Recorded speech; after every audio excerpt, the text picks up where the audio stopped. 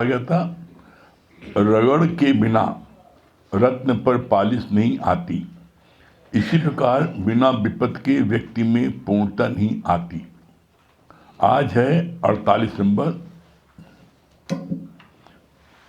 Patience रखोगे तो patient नहीं बनोगे। पेशेंस रखोगे, धीरज रखोगे। अगर धीरज रखोगे जीवन में तो बीमार नहीं होगे। पेशेंट जो है, आपके जो लोग बीमार होते हैं उनको बोलते हैं पेशेंट।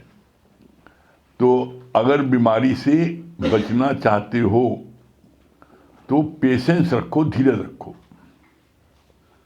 धीरज मतलब क्या हुआ? कोई भी व्यक्ति आपको कोई बात बोलता है तो क्या कहा? गाली आवत एक है, पलटत हो अनेक, और जो पलटू पलटे नहीं रहे एक की। किसी ने आपको गाली बक्की, उस समय आपके ऊपर बहुत उबाल आया, क्रोध आया, मारे पीटे गाली बक्के, आप उसमें सिर्फ 1 मिनट चुप रहिए, कुछ बोलिए नहीं। वो एक गाली बकेगा, 10 बकेगा, आखिर चुप हो जाएगा वो। आप गाली मत बकिए। होता क्या है, वो 10 गाली उसने बक्का, अब इसके बाद में वो बंद करने जा रहा था कि अब बंद, थक गए नहीं बोलने, ये कुछ बोल ही नहीं रहा है। लेकिन आप जब से अब बोले समझ लेना, फिर उसने 10 गाली बक्की। तो 10 गाली दोबारा क्यों बक्की? क्योंकि आपने जब वो अग्नि बुझ रही थी तो आपने पेट्रोल डाल दिया।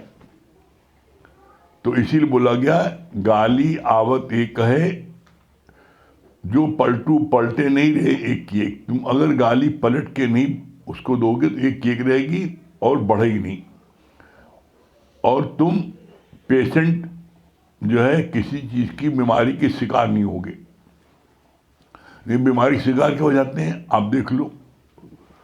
एक जरा सी बात का पेशेंस न रखने पर इतनी महाभारत हो गई।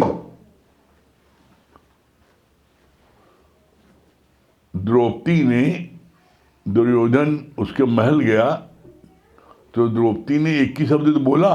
वो जब आ रहा था तो उसका तिलस्मी महल था।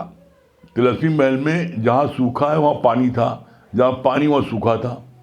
जब वो आया तो उसको दिखा पानी, उसने अपनी धोती ऊपर कर ली, भीगे न पाए। तो द्रौपदी सामने बारजे में खड़ी थी, उसने कहा, देखा अंधे औलाद अंधी। इतना उसने सुना, उसी से मैं उसके मन में आया, मैं इसे बदला लूंगा।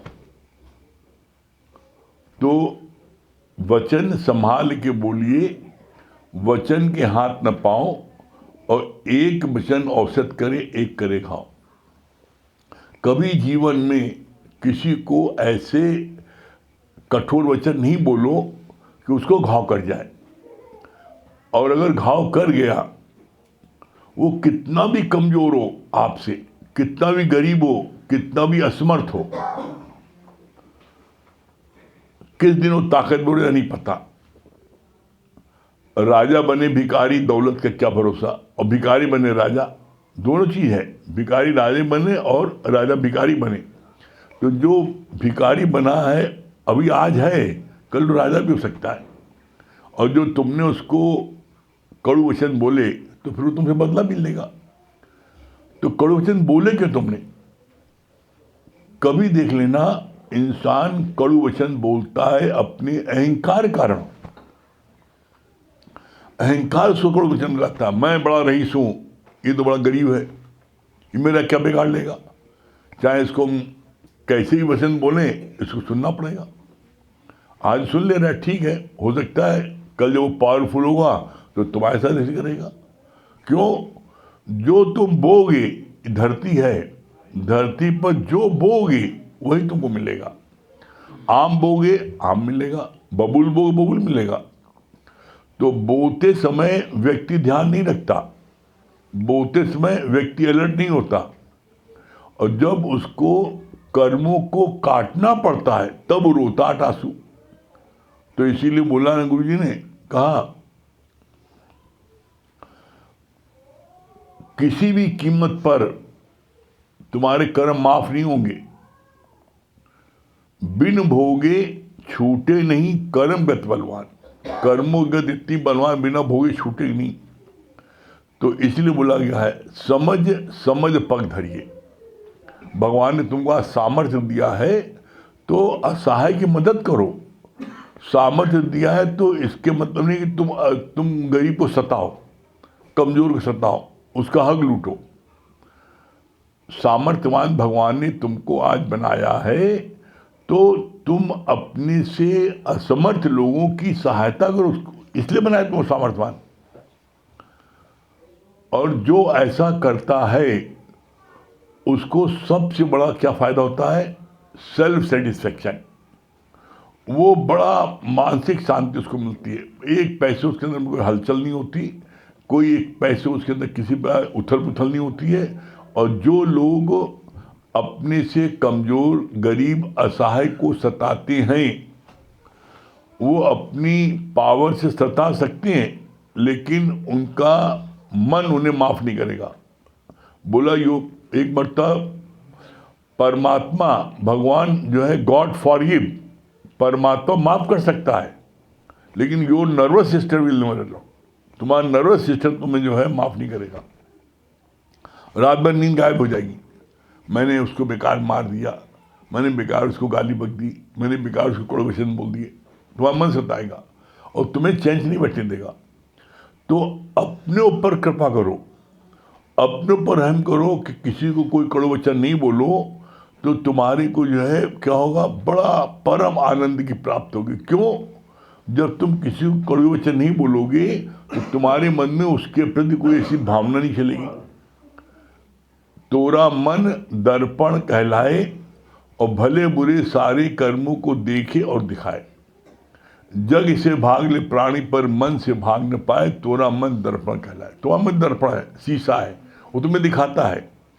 अच्छे काम करोगे तब भी दिखाएगा, बुरे काम करोगे तब भी दिखाएगा।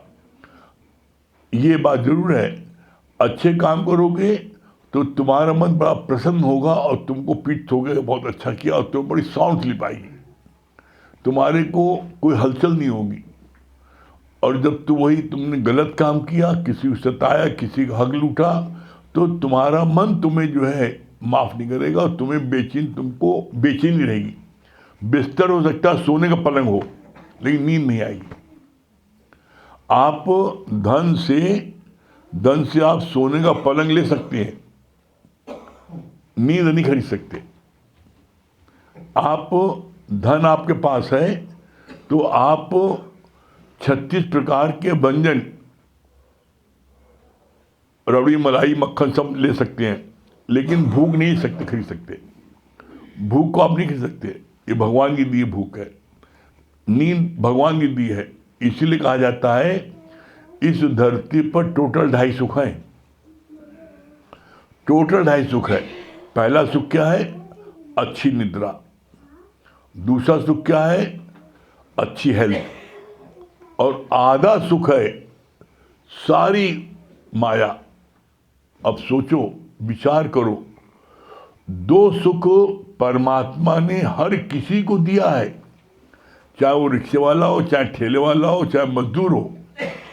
2 सुख देखिए आप, वो जो है आप देखिए मजदूर देख लीजिए आप, किसी मजदूर से वॉकिंग निकलिए आप, मजदूर लोग कैसे हो, मोटे मोटे रोटी जो है पता लगा इतना खाते हैं, और कहाँ से? नमक से।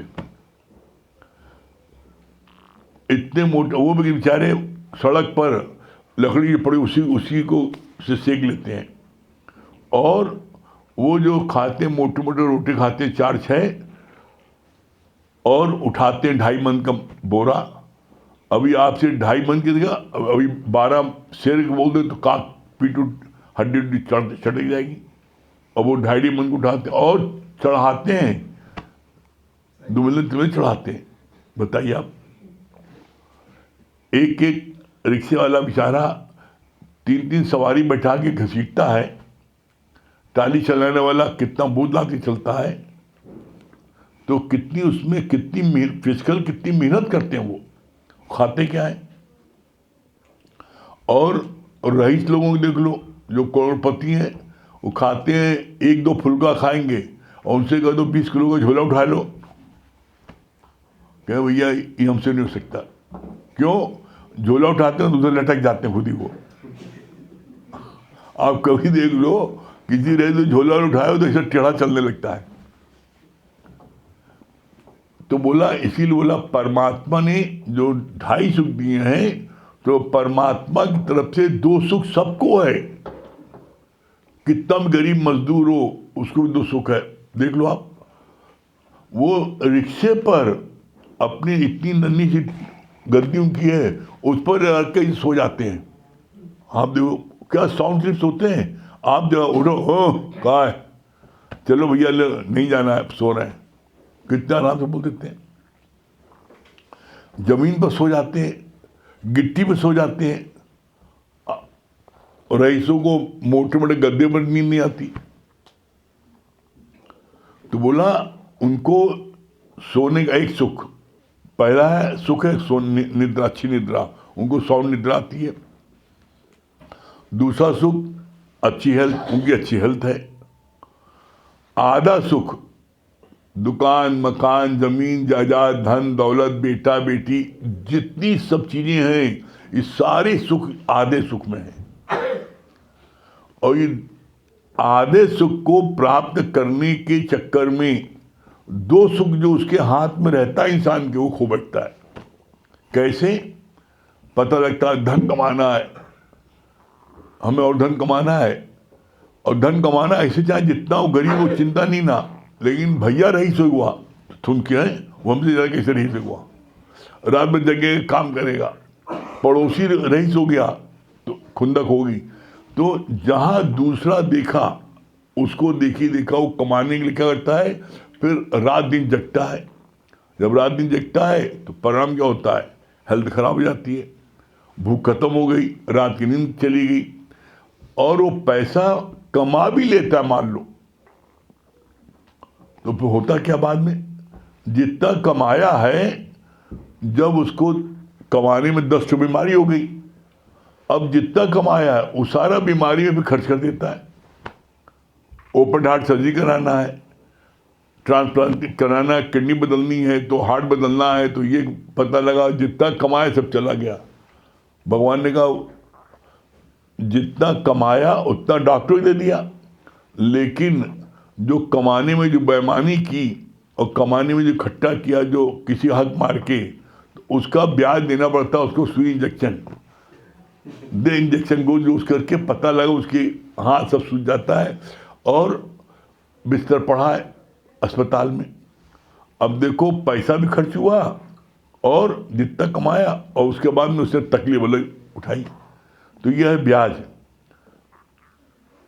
भगवान ने जितना दिया है समझ लो इतनी मेरी प्रारब्ध है और उसी में खुश रहो। और ये चीज बिना ज्ञान के नहीं आ सकती, ये चीज बिना ज्ञान के असंभव है। जब तक ये ब्रह्म ज्ञान, गीता ज्ञान नहीं मिलेगा, व्यक्ति जो है कभी जीवन में संतोष नहीं आ सकता। जब हम गीता ज्ञान लेते हैं तो क्या होता है, गीता ज्ञान लेने पर यहाँ पर हमको ये समझा दिया जाता है, पहले बनी प्रारब्ध पीछे बना शरीर। जब इंसान धरती पर आता है, जन्म लेता है बच्चा, उसके पहले उसकी प्रारब्ध बन जाती है।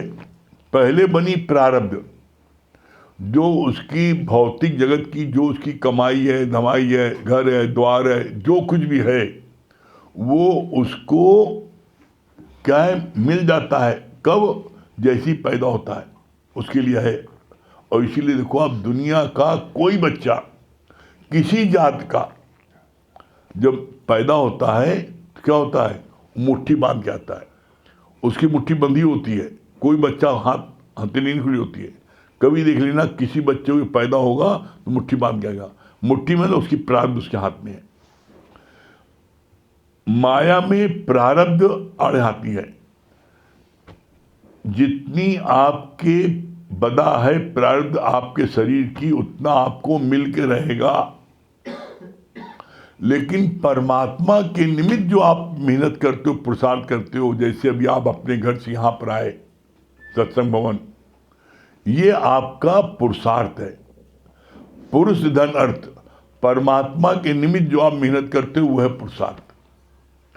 और ये पुरुषार्थ में करोगे, इसकी गारंटी है 2%, 200% इसकी गारंटी है कि इसका तुमको फल मिलेगा। माया के लिए जो तुम मेहनत करते हो उसको तुम्हें तुम्हारी शरीर की प्रारब्ध के अनुसार मिलेगा। अगर तुम्हारी शरीर में प्रारब्ध नहीं है तो चाहे तुम कितनी मेहनत कर लो नहीं होगा। और इसका प्रत्यक्ष प्रमाण देख लो आप, एक लाइन से देख लो, चाहे चौक हो चाहे सिविल लाइन हो, एक लाइन से कपड़े की दुकान है, एक लाइन से ऑर्नामेंट्स की दुकान है, और जितनी दुकानें सबकी आमदनी अलग अलग है, सब खोले हैं, आमदनी सबके अलग अलग है। कोई पता लगता है कोई कमाता है दिन भर में 100 रुपए और कोई कमाता है 1 लाख रुपए।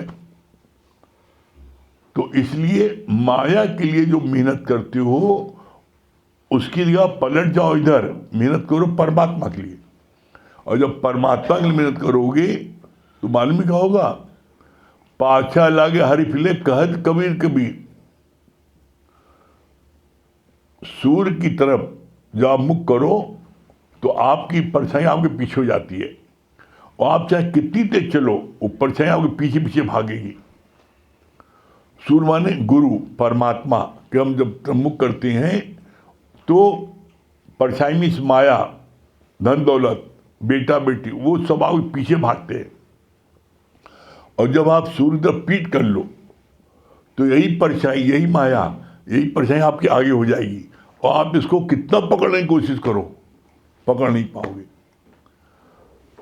तो इसलिए अगर आप चाहते हो जीवन में आनंद, शांति, संतोष, प्रफुल्लता, साउंड स्लीप, तो पेशेंस रखो, जल्दबाजी नहीं करो किसी काम में, बहुत आराम से। सत्संग में भी जल्दबाजी नहीं, हमें तो ज्ञान नहीं लग रहा है, बड़ा परेशान है। अरे तुम बैठते कई दिन आए बैठे हुआ, एक चपरासी और क्लर्क की नौकरी के लिए 16 साल मेहनत करते हो, BA पास करते हो तब उसकी नौकरी मिलती है। अभी कितने दिन हुआ और यहाँ बनने चले हो भगवान, ऐसे बन जाओगे। तो बैठते जाओ, धीरज से बैठते जाओ। एक दिन जैसे अभी आपके अंदर चेंज आया है, अभी आपके अंदर परिवर्तन आया है, जितना अचीवमेंट हुआ है, ऐसे बैठते बैठते एक दिन आपको अपने जीवन पर कुछ ताजुब होगा, और इतना कैसे चेंज हो गया। अब गुस्से नहीं आता, अब किसी के प्रति कोई गलत भाव नहीं आता है। बैठते जाओ धीरे धीरे, धीरे धीरे रे मना, धीरे धीरे सब कुछ होए, माली सींचे सौगड़ा ऋतु आए फल होए। एक दिन स्थिति ऐसी बन जाएगी। बस पेशेंस रखो, घबराओ नहीं। ज्ञान में भी पेशेंस रखो, ज्ञान भी आपको पूरा पूरा आ जाएगा। कुछ नहीं करना है यहाँ पर आपको, यहाँ आपको सिर्फ मनमना भाव करके गुरु के वचन को सुनना है। बस सुनते जाओ। आपके अंदर में क्रोध में कमी कब आ जाएगी, लोभ में कमी कब आ जाएगी, मोह में कमी कब आ जाएगी, अहंकार में कमी, खुद ही पता लगेगा। और एक दिन आपको अपना ताजुब होगा और आप बोलोगे हमारी तरह। अपने जीवन में परिवर्तन को देखकर गुरु के ज्ञान पर खीन हुआ, तब आप महसूस करोगे। और हम यहाँ जितने बैठे हैं सभी लोग, आप लोगों का कितना जीवन चेंज हुआ है, कितना आज आपके इतनी दूर से आप लोग आते हो, समय निकाल के आते हो। अगर फायदा नहीं होता तो कोई ना आता। और ये जो ना दुनिया बहुत बड़ी बनिया है, ये जब तक रुपए में 3 अठन्नी न मिल नहीं जाती, 3-4 जब 98 रुपए में 4 अठन्नी मिलते वहाँ चलो बहुत बढ़िया है। तो इसलिए बस आते जाओ, एक दिन आप देखोगे आपको वाह क्या आनंद आ गया। ठीक है डॉक्टर साहब, वेरी गुड। हाँ लक्ष्मी जी, हाँ क्या बता रही, क्या सुना रही? आपने बहुत अच्छा बताया कि पेशेंट रखेंगे तो पेशेंट नहीं बनेंगे। हाँ। और हमेशा मतलब अपने से, अब जब आपके पास सामर्थ है, जिसमें पास सामर्थ है, तो हर किसी का जो हमसे नीचे है उसकी मदद जरूर करें। हाँ चलिए सुनाइए आज आप।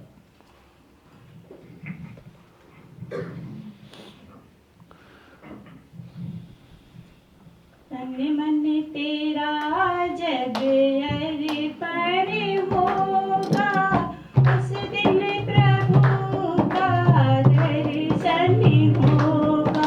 तन मन तेरा जब अर्पण होगा, उस दिन प्रभु का दर्शन होगा।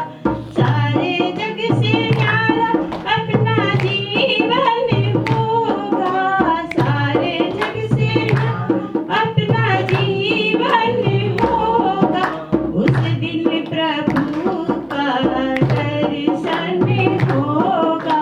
जहाँ भी तू जाएगा अपनी नजर को उठाएगा, जहाँ भी तू जाएगा अपनी नजर को उठाएगा। भोली भाली सूरत में वो ही मुस्काएगा, भोली भाली सूरत में वो ही मुस्काएगा। जो साफे आँखों का दर्पण होगा, तन मन तेरा जब अर्पण होगा, तन मन तेरा जब अर्पण होगा, उस दिन प्रभु का दर्शन होगा। बोझ तेरे सर पे है जो, ओ बोझ तेरे सर पे है जो, मान है बेमान का। बोझ तेरे सर पे है, मान है बेमान का। हाथ में गिलानी और धन के अभिमान का, हाथ में लानी और धन के अभिमान का। जब इस धन से निर्धन होगा, तन मन तेरा जब अर्पण होगा, तन मन तेरा जब अर्पण होगा। उस दिन प्रभु का दर्शन होगा। उसकी रजा है जो तुझे कुछ मिला है, उसकी रजा तुझको जो भी मिला है। रखे चाहे सुखों में या दुखों से, दुखों में क्या गिला है। रखे चाहे सुखों में या दुखों में क्या गिला है। अपना ना कोई साधन होगा, उस दिन प्रभु का दर्शन होगा। तन मन तेरा जब अर्पण होगा, उस दिन प्रभु का दर्शन होगा। आत्मा से माया की, ओ आत्मा से माया की परत हट जाएगी। कहे गुरु उस दिन 84 कट जाएगी। कहे गुरु उस दिन 84 कट जाएगी। जिस दिन तेरा ये बंधन होगा, उस दिन प्रभु का दर्शन होगा। तन मन तेरा जब अर्पण होगा, उस दिन प्रभु का दर्शन होगा, उस दिन प्रभु का दर्शन। होम मिनिस्ट्री दिनेश भैया क्या बोलिए? हरिओम गुरु जी, बहुत अच्छा आपने बताया ना कि धीरे धीरे रे मना धीरे धीरे हो, माली सींचे 100 घड़ा, ऋतु आए तो फल। सच बात है गुरु जी, अगर हम सत्संग उत्ताए हुए चीज से आगे बढ़ेंगे तो बिछड़ जाएंगे। इसलिए बैठते जाए, एक दिन हमारी स्थिति बन जाएगी। क्या